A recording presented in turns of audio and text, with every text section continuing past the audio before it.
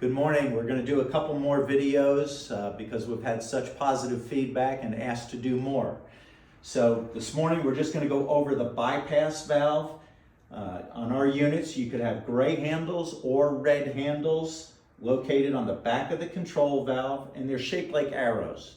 This one is the water coming in and that one is the water going out, obviously hooked up to pipes coming out of the wall there. If anything happened to the water softener, you had low pressure, or you think something's wrong with the water softener and you want to bypass the equipment so you still have water inside the house, you only need to use two valves here. They're shaped like arrows, so you turn the right one towards the middle, you turn the left one towards the middle, and it shows on the top which way to turn them, and it's only a quarter turn valve. So the two tips of the arrows are facing each other. Now, water is coming from the wall, from the street into here, cutting straight across and going into the house.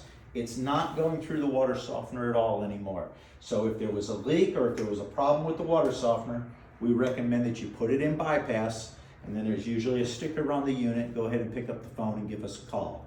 So in the normal position, it's facing in, and when facing out, opposite directions. To turn the unit off, you just put the two arrows to face each other, and now you're in bypass.